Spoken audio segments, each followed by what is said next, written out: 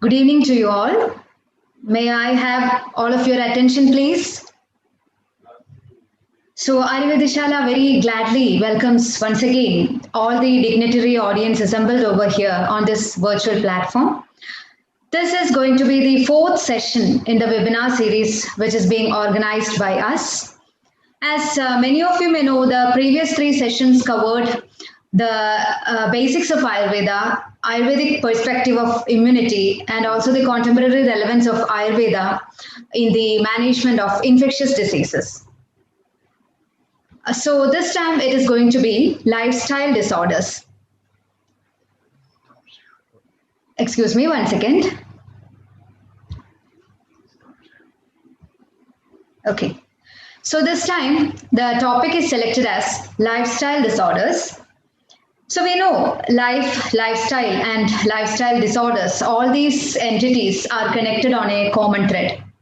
So to take a very realistic standpoint, we think it is always better to go for options which would help one to live gracefully with lifestyle disorders rather than to completely eradicate lifestyle disorders. So that is the current scenario which makes us to think so. Hence, we are presenting this particular topic before you. And today also, this evening also, we have arranged in such a way that the session has two parts.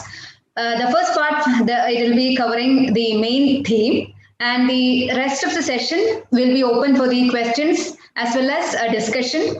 Please feel free to put your queries in the chat box. We shall respond to that and we shall get back to all your doubts.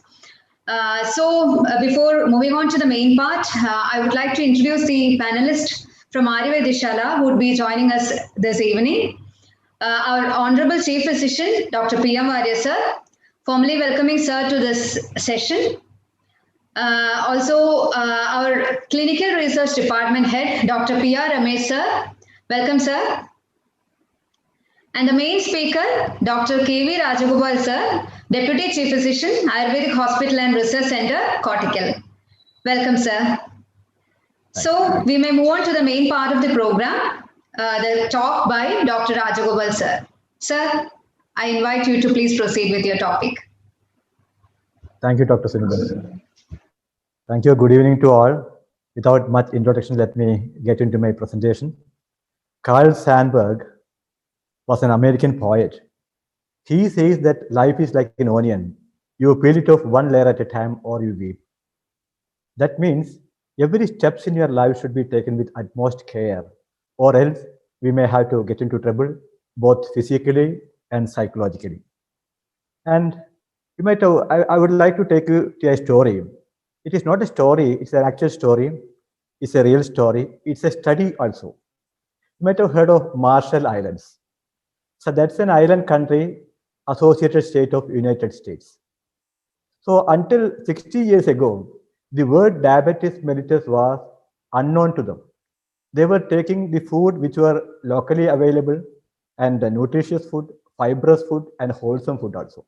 So until that time, they were not aware about any of the metabolic disorders. And after the Second World War, what happened? So many people from different countries started invading to this particular country, and their population increased. So naturally, the food which were locally available were not sufficient for them. So they started taking the imported food, such as ramen noodles and all. And they took a lot of teas and coffees, and with a lot of instant coffee and instant creamer and a lot of sugar too. Naturally, what was the outcome? I think most of the people, I think almost 32% of the people became diabetic. That means it has become almost #1 prevalent country in the world to become the diabetic country. And 75% of the people over the age of 50 years, that is very important. And most of the hospitals were filled up with diabetic patients.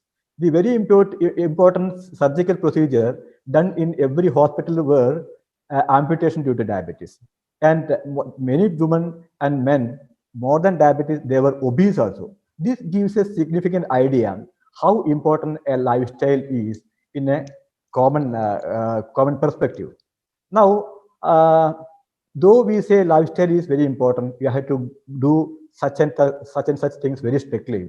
Is it practical to everybody? So I know a pilot, he is my friend. So he used to fly his aircraft for hours together, 18 hours, 19 hours together. And a police person who is working on the field, and a military person who is protecting us, staying the border, and a health worker, especially in this contemporary situation, present scenario, in the scenario of COVID. There are so many health workers, including doctors, nursing staffs, and others. Once they are into their PPE kit, they cannot get out of it for hours together, 6 hours, 7 hours, and all. So it may not be always practical for them to be very strict on the lifestyle conditions. So there is an alternative. What they should do? Definitely, if for example, I'll tell you, they should at least take a minimum common standard for their life so that to improve their quality of life. I'll tell you a small example. If they are not able to sleep during night, at least they should sleep half the time of what is required during the night time. So at least after that night duty, they can come back and take rest for some time, 3 or 4 hours, then do their routine work. That should be their routine process. In that way, to a certain extent, we can definitely get rid of certain diseases. And what is health basically, and what is the equation of lifestyle? It can be told in a brief way that every contraction should have a relaxation, and every activity should be compensated with rest, and every stress should have a relaxation, and every energy income should have an expenditure too. So this is an overall equation of lifestyle. Now, I would like to ask you a few questions. Can you imagine intestine as the controller of the brain? Definitely, according to Ayurveda, now even according to modern science, intestine has a control over the brain. First, let me tell you a few points from Ayurveda. There are a few functional units or functional attributes which are functioning more on the intestine. They are Vata and Pitta. And the same branches of Vata and Pitta are there in the brain also. So they have a silent signal exchange. They have a silent transportation of communicate. They have a silent communication. So definitely they are connected. And if you see the qualities of the mind, they are Sattva, Raja, and Tama. What is Sattva? It is the quality of purity. And what is Raja? Raja is the sensual desire. And Tama is the quality of darkness. So every food what we are taking have got a direct interpretation on these three qualities of the mind. For example, if you take too much of red chilies, tamarind, pickles, oily, fried items, non-vegetarian and all, definitely these things are going to attribute more onto rajas. And at the same time, if you are taking too much of good quality food, that will contribute more onto the sattva part also. Now, let us come to the modern aspect. The brain is constantly in touch with the intestine by certain chemicals called as hormones and neurotransmitters.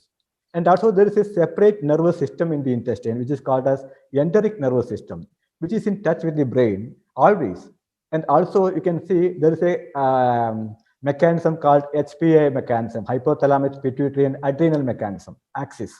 So this axis, this mechanism helps the chemicals or hormones to constantly be in touch with the brain and intestine. So this is an established factor too. So in all these ways, definitely intestine is the controller of the brain.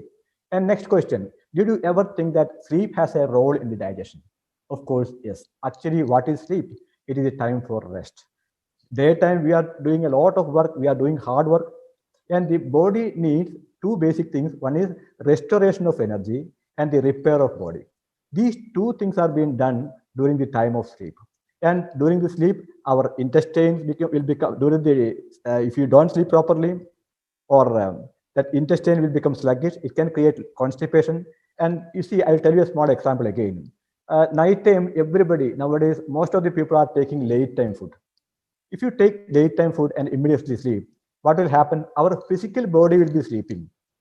Consciously will be sleeping. But at the same time, our stomach will be working hard to digest these items, whatever we have taken.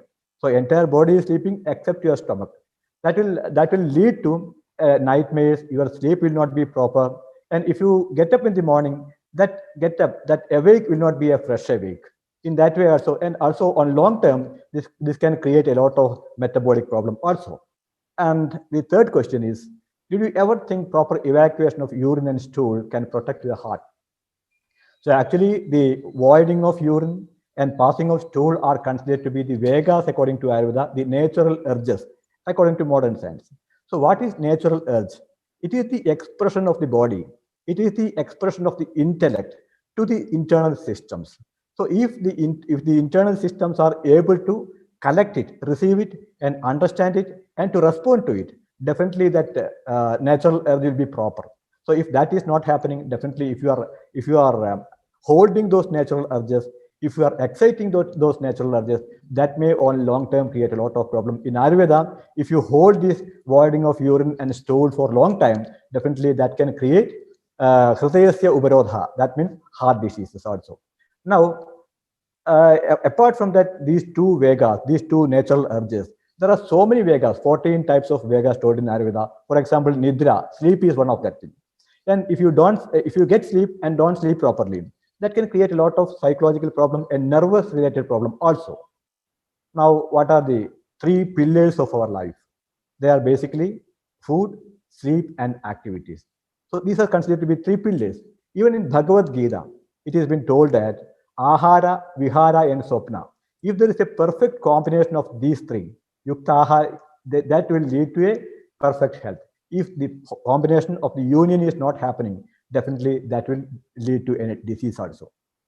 Now, diet is a big subject, big canvas according to Ayurveda. If you talk about diet, it can be taken days together to explain about that. But still, I'll just brief what is the significance of diet in this present scenario. The first thing is frequency. Frequency means before the previous diet is being digested, you are not supposed to take the next diet. That is the basic thing. So that means you have to take one diet only after the previous diet is digested properly. And the quantity is also very important. Quantity means you have to consider or you have to imagine your stomach into 4 compartments. So in that, 2 compartments should be filled up with solid diet, and 1 portion should be filled up with liquid diet, and the remaining portion should be kept empty for a proper digestion. I'll just compare this scenario with a mixer, mixer. So we want to take some liquid, fruit juice. If you are filling that mixer with fruits and starting functioning that mixer, what will happen? That mixer will not function properly, is it not? So what you have to do, you have to fill half the portion of the mixer with fruits, then add a little water, and the remaining portion you have to keep empty. Then only that mixer will function properly. The same way, our stomach also will function properly only if we obey these rules. And the ingredients are very important. Ayurveda says, Nityam Sarvarasabhyasi. You have to take all the 6 tastes in an appropriate quantity. And preparation is very important. Storage, you have to keep it in a neat and tidy place. And coupling with other habits means, for example, nowadays what we do while taking food, one hand we will be having our food, and the next hand we will be taking our mobile, or we will be traveling. So in that case, what we are doing, we are not attending on to the food, what we are taking. The very next moment or after some time, if you ask that particular person what breakfast you have taken in the morning, he will be thinking a while to think that what breakfast he was taken. So that means we are not attending. That you have to give utmost care while taking food. That's what it indicates. And psychological aspects. Ayurveda says you have to take food with whom you love and who love you. So that is one of the concepts. So in that case, it has got a lot of psychological aspects also with respect to the food. And now the sleep aspect. What are the properties of good sleep? It can bring you happiness, nourishment, strength, virility, sterility, knowledge, and complexion. And activities, the third pillar of the lifestyle. Of course, we know that we are doing a lot of things with or without our knowledge. So these things, from getting up in the morning and until you sleep, there are so many things we are doing in our life. So these things have been told in a very structured way, very scientific way, very systematic way. That is what is Ayurveda. For example, I'll tell you, the first thing is Brahme Muhurte Uttishte. You have to get up very early in the morning. There is one of my relatives there. He is diabetic. He is insulin dependent also. So one particular moment, he started getting up very early in the morning. So after some time, he was telling me his sugar could be brought under control and his insulin could be reduced. So that means it has got such a good implication on our health scenario and hormonal levels and enzymatic levels too. And when we come to that, there is other aspect when the seasons are changing. For example, summer season is going to be changed to rainy season. Our body should be tuned in such a way that we have to get accustomed to the changing season. That is called the seasonal regime. And if the body is perfect, there is another aspect called mind. We have to keep our mind also in perfect condition so as to help our body in a healthy way. So Ayurveda says, Sambat Vibatsu Egamanaha. That means if you are in a distress stage or if you are in a crisis stage, and at the same time we have achieved something. In both these conditions, we should be in a middle path. You should not go to both the extremes. That's what Ayurveda says. That's why Sarva Dharmeshu Madhyamaha. You have to keep a middle path in all the situations in your body, in your day-to-day life. And also spiritually, Atmavar Sadadam Peshel, Abhi Kira Viligam. We have to see our soul in the small creatures also. You are not supposed to do 10 types of sins. That's why the papas you are not supposed to do. Like that, so many things have been told to correct our physic and mental level and spiritual level too. So if Ayurveda is just a medical science, Ayurveda need not have told all these scenarios like satsang, good context, or all those things. So that is why Ayurveda has been told as the science of life. And now let us see what is the changing scenario nowadays. In olden days, most of the deaths, most of the diseases were due to poverty. It was due to malnutrition, lack of food. But now what is the scenario? Most of the food, most of the diseases, or most of the death are due to diseases of affluence, diseases of wealth. So that's a very important change what we have met nowadays. And when we come to the treatment aspect also, at one particular time, the people were more concentrating on the compartmentalized approach for treatment. Now, everybody admit that the holistic approach would be better. What is holistic basically? Man as a whole and medicine as a whole, treatment as a whole, and cure as a whole too. So this is holistic. And I'm not going to the details of what is the definition of health according to Ayurveda, what WHO says regarding health. Those details I would not like to tell now. But from a common man point of view, what is health? If a person is experiencing proper appetite, proper digestion, proper avoidance of stool, urine, and air, lightness of body, all organs in state of proper vigilance, good sleep and good awake, strength and peace of mind, balanced enzymatic and hormonal functions. These have been translated versions of what Ayurveda told. So if these conditions are satisfying, definitely we can consider ourselves as healthy. Now, what are the emerging health problems nowadays? What are the important lifestyle diseases, what we are facing with nowadays? When we come to certain syndromes, we can definitely say that one thing is metabolic disorders like diabetes mellitus, obesity, hypertension, and so many other diseases comes into this group. And autoimmune diseases like rheumatoid arthritis, SLE, and Sjogren's syndrome, psoriasis, etc. Neurological problems like motor neuron disease, multiple sclerosis, and so on. And variety of neoplasm, that is cancers, and chronic degenerative diseases like osteoarthritis, lumbar spondylosis, cervical spondylitis, and so on. So these are the emerging health problems nowadays. Now, WHO have given a list of lifestyle diseases which are very alarming nowadays. The very important diseases are coronary vascular disease, cancer, diabetes, respiratory disease, obesity, arthritis, and Alzheimer's, and that list goes on like that. In Ayurveda also, in that olden days, Ayurveda have specifically told what is lifestyle disease and due to what reason this lifestyle disease can come. For example, you see this logo, most of the people may not be able to read this logo. Still, they say Ativegana means if you overuse anything, definitely that can create a lot of some other means metabolic disorders, including obesity, indigestion, and Alzheimer's disease, diabetes mellitus, cancers, and so on. So they could list out these lifestyle diseases even at that time. And now I'm not going to the details of the chronic diseases like cancers, diabetes, and obesity. All those things I'm not going to mention, because if you speak about those things, if you explain about those things, that itself will take hours together to be discussed. In such a way, I'm going to focus more on to certain lifestyle diseases which we come across in our day-to-day life. For example, nowadays in the COVID scenario, most of the people, including children, are working on computer, mobile phone, and electronic media. One of the area what we should concentrate now is the disorders due to our profession. For example, if a person is using a computer or a laptop or electronic media for a longer time, what we have to understand is there are two things happening in our body. One is overuse of certain parts. In this condition, which are the organs overused? Our fingertips, our eyes, and brain are overused. At the same time, there are certain areas which are not being used properly. That means our spine is not being used properly, our limbs are not being used properly. So like that, these proportion is not happening. As I mentioned to you in the first slide, that activity and rest, that proportion is not happening in this case. So it is our prime importance to establish the posture when you use computer. That is very important. And also, whichever organ is being used more or whichever organ is being used in excess should be relaxed for some time. So every 1 hour or once in every 2 hours, you have to get up and do some stretching exercise, take some deep breath. This will definitely help.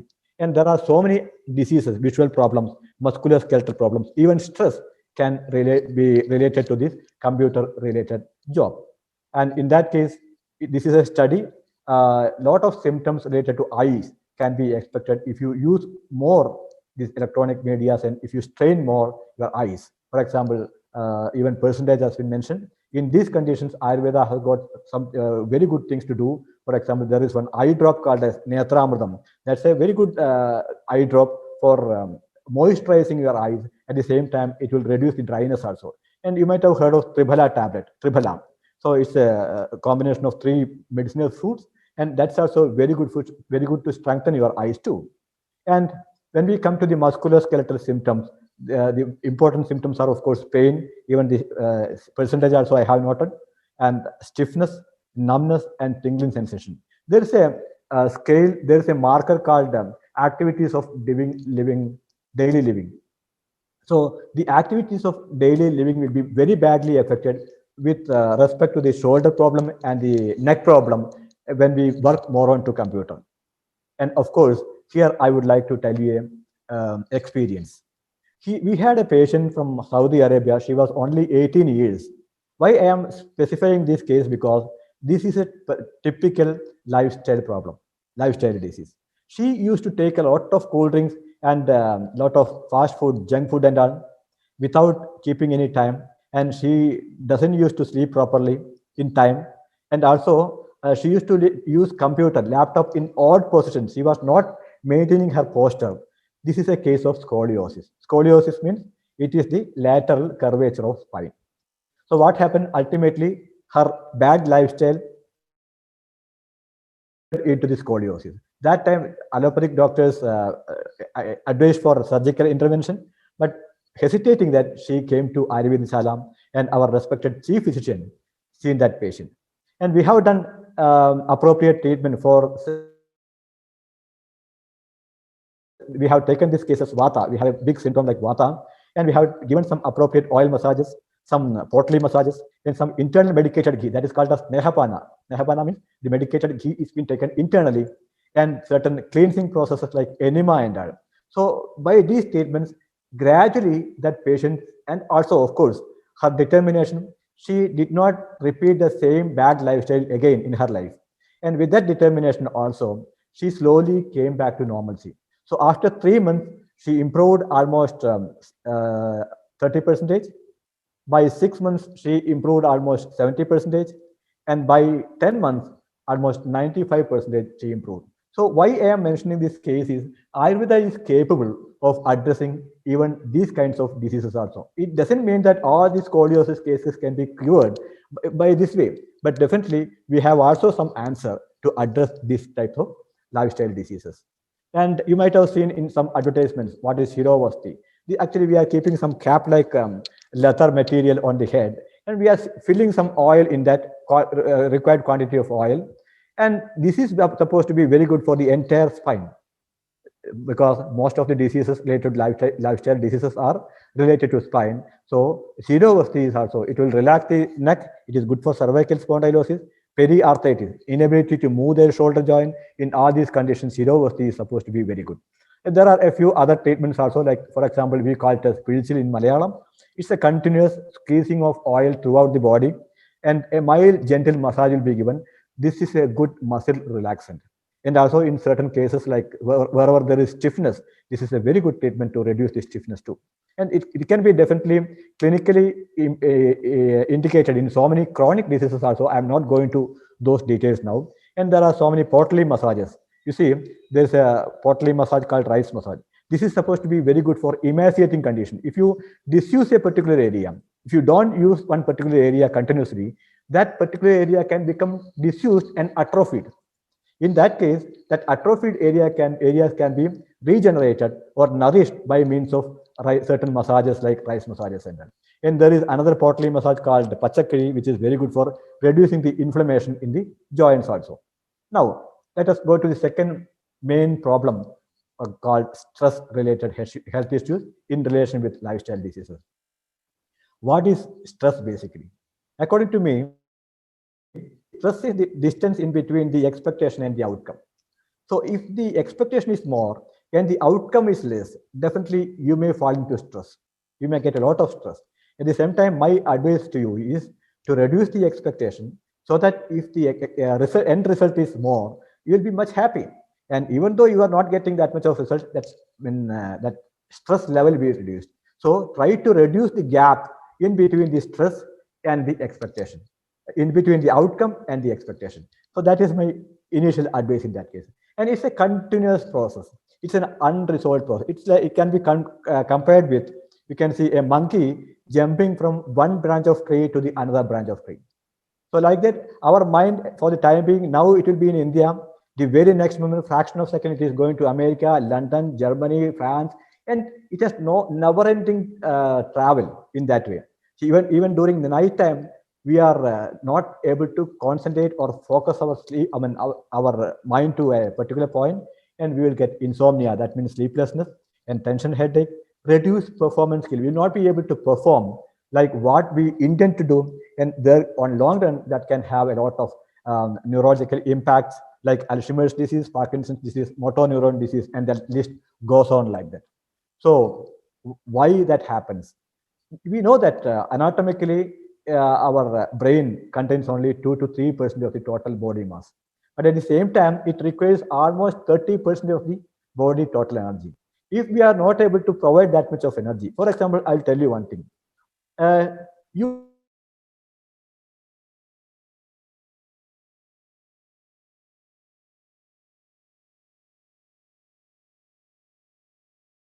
just that food, whatever we have taken, is it not? In that case, all the other parts will be getting less energy, including brain. That's why we are getting drowsiness if you take more food. So I'm not telling you to not take food, take only required quantity of food. Okay. And this has got a lot of implications on the other aspect also, because nowadays, most of the diseases, what we see in our day-to-day life is related to stress also. Psychosomatic, there's a terminology called psychosomatic disease, even diabetes mellitus. So if the stress is more, definitely sugar is going to increase. If the stress is more, definitely hypertension is going to increase. Like that, psoriasis, skin lesions, irritable bowel syndrome, that's a very important scenario nowadays, and hair fall, and dyspepsia, digestive problems also. The solution is relaxation, meditation, and self-awareness. Relaxation means, we know if you are stressed, what is happening? Definitely all the muscular system, joints, nervous system, everything will be stiff. That's a proven thing. So at the same time, the reverse you please think. If we are trying to relax our muscular system, nervous system, and joints, what will happen? Automatically, our brain should also come to normalcy. And there are good medicines for that. Self-awareness is very important thing, which I would like to emphasize here. Self-awareness in Ayurveda is called as Sharira Chinta. We have got 24 hours. Everybody have got 24 hours. But have you imagined, we are not thinking about ourselves. Every time, every moment, every second, we are thinking about others, not thinking about you. So that is called Sharira Chinta. Just talk with your brain, talk with your heart, talk with your intestine, talk with your limbs, kidney, heart, everything. Just please try to talk with your systems at least for some time. That's what exactly Swami Vivekananda also told. Just talk to yourself. Talk to yourself doesn't mean that only meditation. It is the self-awareness part. Now, there are so many treatment procedures in Ayurveda to handle these problems. And also there are so many medicines available like Brahmi, Mandokaparni, and there are so many prepared medicines also like Brahmi capsule is there, Mahakalyana Krita is there. So many prepared medicines available in Ayurveda for addressing this um, memory, concentration, and stress. Now the third disease what I'm going to emphasize is obesity. Obesity means, I'm not going to the pathophysiology of obesity. If the body mass index, you know that thing. If the body mass index is above 25, that person should be considered as obese. And this, I think this is a self-explanatory picture. I need not tell you anything. Nowadays, you might have seen one advertisement called Alexa. Alexa is a electronic equipment. If you tell something, if you tell Alexa, switch off that AC, switch off that light, dim that light, you please switch off that AC in the car, start that car, everything will be done by Alexa. That why I am telling you this thing, because our mobility is slowly getting confined. I don't know when Alexa is going to feed us. I'm just joking. And there are so many medicines available for reducing the overweight, excess fat, and medicines are there. There's a special treatment procedure called Udvartanam, and diet is also very important. Our present managing trustee, Dr. P.K. Varia sir, he used to give in this obesity case one particular liquid diet pattern. Liquid diet pattern is taking only liquids for a minimum period of 5 days to 7 days. But definitely this should be done under the supervision of a doctor. In that, what is our concept? We know that our body requires fat, carbohydrate, and minerals, proteins. Is it not?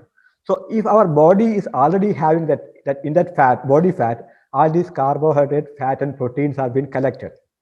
And we are not taking any of these things from outside.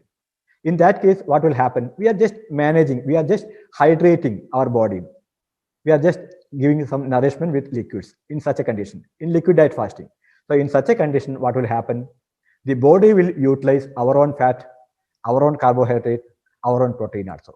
So we have got tremendous improvement with this kind of liquid diet fasting also. And there is another treatment procedure called Udvartanam. Udvartanam is a dry powder massage over the body. That friction can do a lot of wonders and that result. And also the medicinal property. It is weight reduction in property, and anti-lipidemic action is there. It will stabilize the tissues, muscular tissues and bones. And it has got cosmetic purpose, that is Tuk Prasadagaram, and disease specific effect also. In conditions like hyperlipidemia and diabetes mellitus, etc., we can definitely make use of this treatment called Udvartanam. And the last lifestyle disease, what I'm going to mention here in this context is so many gastrointestinal complaints. You may be aware about so many diseases. It's a syndrome. It's a group of diseases: GERD, IBS, and fatty liver. When I say the fatty liver, nowadays, if you go through a statistics, almost 50. One allopathic doctor told me, gastroenterologist, almost 50% of the people have got fatty liver due to one or the other reason. It need not be necessary that he is an alcoholic person. Maybe due to the present lifestyle or food habit scenario, it is happening. In such a way, this fatty liver is a very important thing which has to be addressed nowadays. But here, why I am emphasizing on fatty liver means, on later stage, once every stage has been crossed, it is very difficult to be reversed. At the level of fatty liver, definitely we can reverse the disease. And when it is only a fat deposit in the liver, that is called fatty liver. And when this scar tissue is being formed, that is called as liver fibrosis. And the same scar tissue became very tight and there is no circulation at all. In that condition, it is called as liver cirrhosis. These two stages are supposed to be non-reversible as far the treatment purpose, aspect is considered. Here, I would like to tell one more example. Here we had a patient with diagnosed with acute on chronic liver disease. She came from Uttar Pradesh, And 6 months before coming to Kottakkal Ayurveda, she started jaundice. Initially, she had some tuberculosis. She treated for tuberculosis, and afterwards she developed jaundice. And jaundice, in the sense, it was all the liver functions were beyond level, beyond control, and she was almost like a dead lady. And she was taken to an allopathic hospital, a famous allopathic hospital. And there, the only suggestion what they told is live-related or cadaveric liver transplant. So at this condition, they were not willing for that. Somehow they came here to see our chief physician, Dr. P.K. Varia sir, that time. And we were a little apprehensive on taking that case. But Dr. Sir told that day one particular thing. If we don't take such cases, who else will do it? That was a very plastering thought in all of us. So that in that way, that patient was taken. She was completely bedridden, I told you, and there was no orientation at all. And she was gradually started some medicine. The medicines were more concentrating on the digestive part. And there's a concept called liver protective medicines. And there is some medicine to cleanse the system. And in such a way that patient slowly started certain medicines. And I don't know whether you believe, within a span of 21 days, she became almost physically 100% normal. And all the biochemical evaluations became slowly normal. And after a few years, she came here to see Dr. P.K. Varia sir. And now she's leading a good family life too. So this is just an example, again, to tell you how important Ayurveda is to address the lifestyle diseases. Metabolic diseases, syndrome. This, why I'm showing you this slide is, there are 5 important syndromes, like abdominal obesity is one thing, and bad cholesterol, LDL and triglycerides can be included in this category, and good cholesterol, lower good cholesterol, higher blood pressure, and higher fasting sugar. So any of these things you have, definitely you are opening an account for coronary artery disease. That is very important. If you have all these 5, definitely you have to be very careful. What I am advising you is just try to stop or prevent the disease in the initial stage itself. So we have got so many treatments, like I'm not telling that everything can be 100% cured, but definitely we can improve the quality of life. Purify for blood purification, to improve the circulation, to reduce the fat. We have got so many treatment modalities. The last slide is, there is a treatment procedure called medicated enema. Medicated enema means we have seen water enema, soap water enema, and all. This is just cleansing the intestine only. But what this medicated enema will do, this will cleanse the toxins from the tissue level or the subcellular level. That is the importance of this medicated enema. And last but not least, I would like to say that we don't consider about how much you lived. We just concentrate on how you lived. That means the quality of life is much important than the quantity of life. Ayurveda also says Navaidya Prabhudayusha, means every physician should take utmost care to improve the best quality of the patient than the total longevity of the patient. So with this thing, I will finish my presentation now. Thank you all for a patient hearing. Thank you very much. Thank you so much, sir. We are sure that the audience will be finding the presentation by Dr. Rajagopal sir as a comprehensive one, covering the most of the aspects related to the lifestyle disorders and the remedial measures which Ayurveda proposes for those diseases belonging to the category. And just to glance through the glimpses of sir's presentation, which started with an interesting story regarding an island, and in that island, how the people eventually developed lifestyle disorders when they changed their habits from indigenous style to a different one.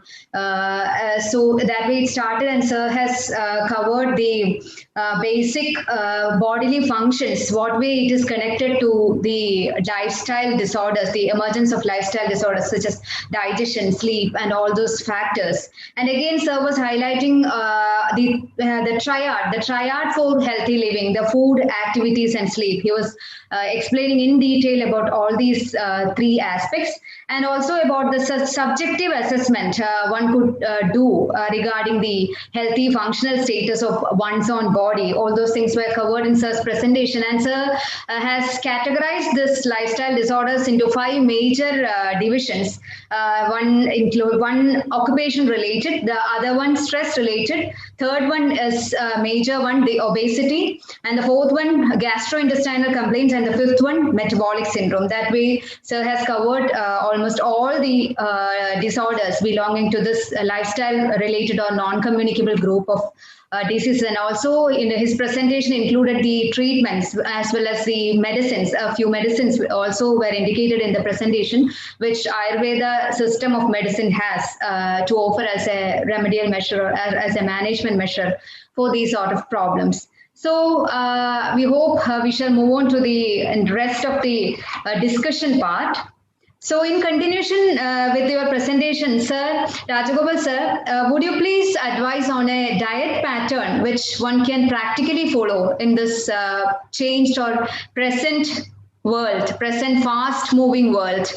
The diet, I would like to request you to specify the timings as well as the pattern or the food items which are ideal to be taken. All those things, if you could describe in detail for the audience, it would be nice, sir. Sure, Dr. Thank you. So, the first slogan, what comes on my mind is Sayam Prathanam Manushyanam Bhojanam Dvoicha Samsmritam. That means Ayurveda clearly indicates that if a person is not working hard, he is not a hard worker. We should take food only 2 times, one in the morning and one in the night time. That is sufficient for a human body. And in between, if you are feeling hungry or thirsty, you should compensate that timing with fruits or fruit juices or some liquid diets. That is the main concept. And at the same time, we have to understand what we are taking, what is our capacity of the stomach. And everybody are highly individuals. So the same capacity will not be equal for anybody. So in that case, we have to understand what is my limitation. In that way, we have to take food, or else what will happen? We are taking a lot of food. The food will digest only to the level what our body can digest. Is it not? And this, after this absorption, after this digestion, after the metabolism, certain portions will be converted as body chemicals. And the remaining portion will be converted what we are not digesting will be converted as toxins. So we call it as ama and we call it as visha or something. But these toxins on long term, if it get accumulated in certain joints, and if it get accumulated in certain systems like heart, liver, kidney, brain, and blood circulation, all those systems, definitely that can create a lot of diseases like atherosclerosis, fatty liver, and stroke, heart diseases, hypertension, diabetes, etc. In a nutshell, this can be called as metabolic syndrome. That means our increase of food, lack of exercise. This is the imbalance of these two things. But at the same time, if you are working hard, if you are doing proper exercise, these two things, 2 times food can be increased to even 3 times also. There is no problem. But as I mentioned to you in this slide, make sure that the previous food has been properly digested. That is very, very important. And also, nowadays we know that we need carbohydrate, fat, and protein for a proper nourishment. In olden days, such a concept, this concept was there, but of course, these names were not there. We have taken a different name. For example, there are a lot of rice varieties. In that varieties, Ayurveda says you have to take that brown rice, basically, which contains bran in it. And we have to take food which have got more than 1 year old. And because these are all fibrous in nature, which is nutritious, those way they have explained everything. And you should take ghee in every food. That means you have to take fat in every food. And we have to take some grains in every food, like green grams and that, because those contains rich of proteins. And leaf vegetables, saga means saga varga, bhala varga means fruits, saga varga means leaves. Leaves contains a lot of minerals and vitamins. So in that way, they had a clear-cut idea in their mind, and they have categorized food in such a way to take a nourished food and to have a wholesome food also. So in general, better to take only 2 times in the morning and night time. And in between, if you are hungry, then only you take solid food. Otherwise, just take liquid diet only. I think my answer is clear to you. Dr. Sunitha. Thank you. Thank you, sir. There is one question to you, Ramesh sir. Sir, is Ayurveda supporting yoga, or is yoga somewhere connected to Ayurveda? That is one point to be cleared in this session, sir, for the audience. Please unmute your microphone, sir. Yeah. Okay. Good evening to everybody. It is really a nice question. Yoga is very much connected with Ayurveda. Rather, I would like to tell that actually it is complementing each other. That would be the right word or right perspective that I can communicate. See, yoga means, the word meaning yoga is a Sanskrit terminology, means unite. What is actually uniting? So many things, because a union between the individual and a greater something great. That means it can be the universe. That is a union. That is, you are actually achieving the same frequency or in tune with nature you are trying to live. That is yoga. Or it can be a union of body and mind, because Ayurveda describes, Dr. Rajagopalan very beautifully presented that paper, and he has very clearly mentioned about the inseparable link of mind and body. That is very true. The psychosomatic approach right from the beginning Ayurveda discusses, and they explain it with a beautiful example, like a ghee and a vessel. If hot ghee is put in a vessel, that vessel get heated, or if the vessel is heated, the hot ghee gets melts. So this is the inseparable link between a mind and body. So whatever happens internally for the mind, that can create problem for the body, and same vice versa. So here, that inseparable link is very much understood by Ayurveda physicians, and that is the reason that the holistic approach, mind, body, because prasanna atmendriya mana swasthaita priyada, that's the definition of Sattva. Prasanna, atma, indriya, and manas. He should have a good social life, healthy social life, healthy interaction, and healthy self. Then only he becomes without. So I was trying to say that yoga, in another words, is chitta vritti nirodha. That means controlling the mind and uniting the mind and body too. Actually, so many things can be done, but because lack of time, there are ashtangas, yama, niyama, asana, pranayama, pratyahana, dharana, dhyanam, and samadhi. These are all stages, because good behavior, good conduct. Afterwards, you have the asana pranayam, where the physical and mental strength is improved. Then afterwards, pratyaharam is withdrawing your senses and concentrating. That is the next one is dharana, is concentration, and then meditation, and then trance. That is the methodology they were telling about. And if you see so many treatments, for example, in the case of Dr. Rajagopalan was telling about enema. Vagbhadacharya discusses about pranayama in one of the complications of Vasti. So that is one thing. And Hatha Yoga is all about Ha means sun and Ta means moon. So it is again balancing two opposite forces like male, female, or hot, cold, negative, positive. So here everything is a union or harmonizing something to different this thing, mind, body, so many things. So in a nutshell, yoga is very much, and in Ayurveda, Surya and Chandra, the Virya, Ushna Virya and Shita Virya, all the drugs are classified in that way. So it is all interconnected. So for lack of time, I'm not going into much details. And again, in certain treatments, I'm just ending this thing. In Kushta Chikilsa, there is a beautiful shloka. The last shloka says about Vrata Dama Yama Seva, Tyaga Shila Piyogo, Vijaswira Guru Puja, Sarvasatveshu Maitri, Shivasuta Tara Bhaskar Aradhanani, Prakatita Malapapam, Kushtamunmulayan.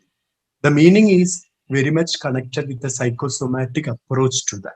Because you should have vrata, dhamma, yama.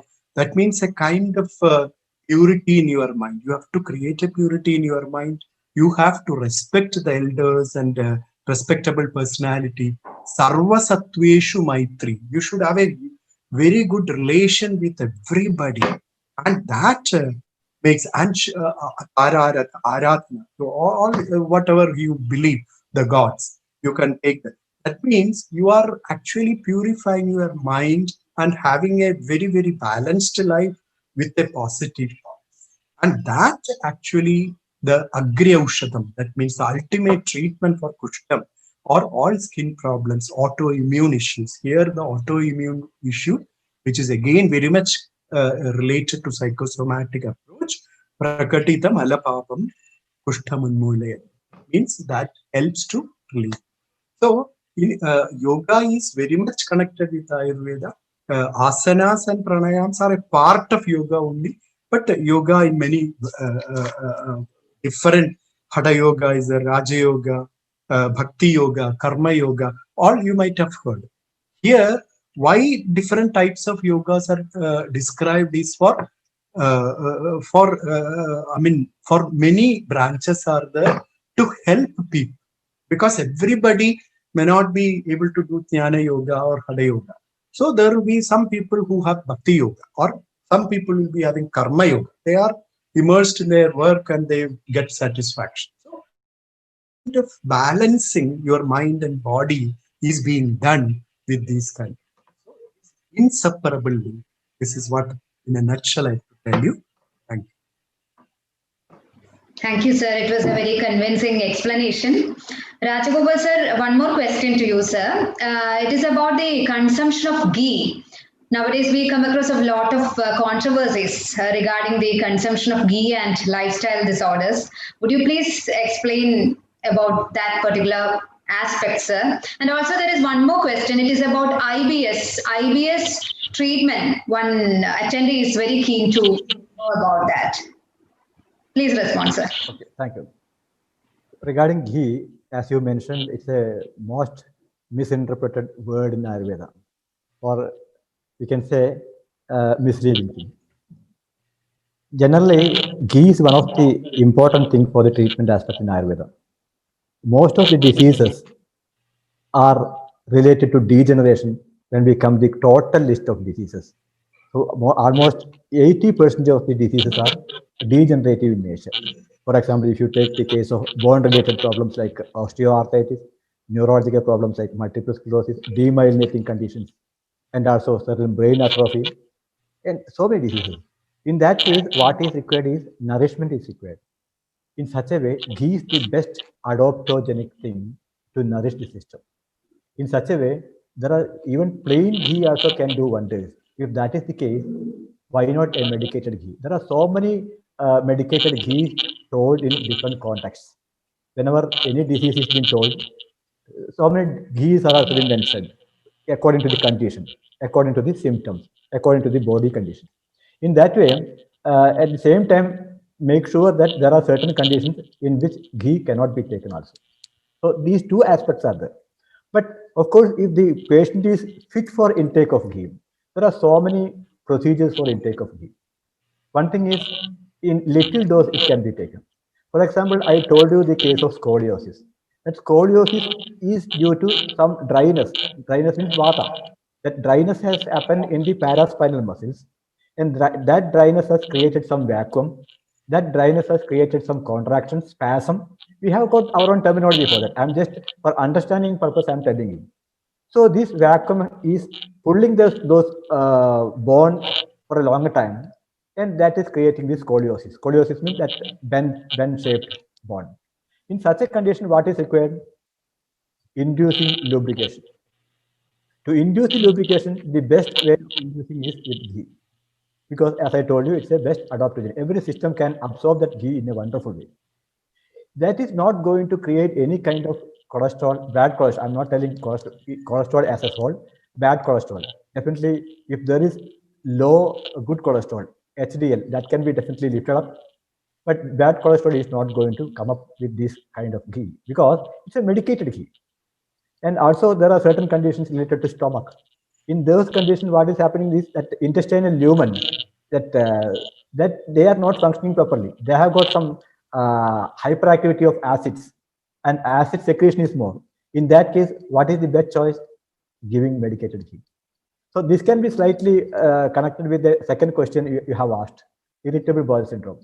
In this limited time, I may not be able to answer you properly what is the total treatment plan of or total treatment advice of irritable bowel syndrome. It depends from person to person. It varies from individual to individual.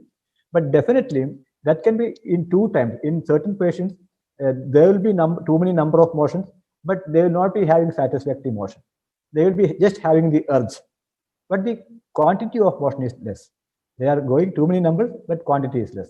But the other category of people are, they are passing too many number of motions with a lot of bowel movements. Mass is coming, lot of quantity of bowel movement is coming out. So these two things to be treated separately. So in that case, there are so many effective medicines in Ayurveda, which is in form of kashayas and certain powders like Nadimastika Churnam. In children, it is visible. In such case, Rajanyadi Churnam is one of the appropriate medicine, and that if that can be given with a little honey or ghee, that is supposed to be. For example, there are people, even though it has not been diagnosed and up to irritable bowel syndrome, I know there are certain people with 2 or 3 number of times of motion, having whenever they get anxious, whenever they are into certain trouble, immediately they will go for bowel movement. At the same time, they are not passing the motion. There are so many varieties of such conditions, irritable bowel syndrome, and there are people who bleed. And this irritable bowel syndrome, if not taken care at the proper time, that can lead to certain other diseases like Crohn's disease. And it is better to treat the disease in the initial stages. So what I would like to tell you for the time being is, please consult a doctor, nearby physician, Ayurvedic physician, if any such symptoms comes. Thank you. Thank you, sir. Thank you for the detailed response. So I would just check whether our chief physician, Dr. P.M. Varia sir, is online. Sir, can you hear us, sir? P.M. Varia sir? Yes. Sir, I would request you to just speak on one medicine, sir. It is about Amrita Mehari Churnam. Sir, would you please throw a light on that particular formulation which we have? Yes, thank you, Sunita. Am I audible? Yes, sir. Yes, sir. Please continue, sir. Okay. Amrita Mehari Churnam is a formulation used to treat diabetes. It contains 4 ingredients, and it is very effective in treating diabetes. Not only the diabetes, its complications also. It may not lower the blood sugar very fast. It's a slow acting, but definitely it will help to maintain the blood sugar level. And besides that, it will help to control the cholesterol, then the LDL, HDL, all those things. And it is good for the heart. If the continuous use of Amrita Mehari Churnam will help to reduce the risk of heart problems. And of course, it has to be taken in a little high dose, that means around 10 grams twice daily before food. Some patients may develop a sort of stomach upset, irritation or upset. In such cases, it has to be taken immediately after food. But definitely, it will help to control the blood glucose level as well as the reduction of cholesterol and triglycerides and all those things. It's only 4 ingredients are there, which are very common and available. It's in the form of a powder. I think I'm clear. Yes, sir. Yes, sir. You are very clear, sir. The medicine which is helpful for both diabetes as well as for lowering the serum cholesterol levels and also about the ingredients. It's all clear, sir. Thank you, sir. So now we are about to close this session. I think we have addressed almost all the queries which we received from the part of attendees.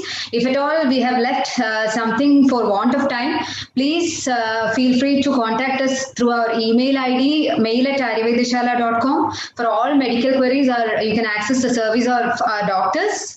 And also, please be kind enough to visit our website, www.aryurvedashala.com. You will get all the contact details of Kottakkal Aryurvedashala furnished in the website.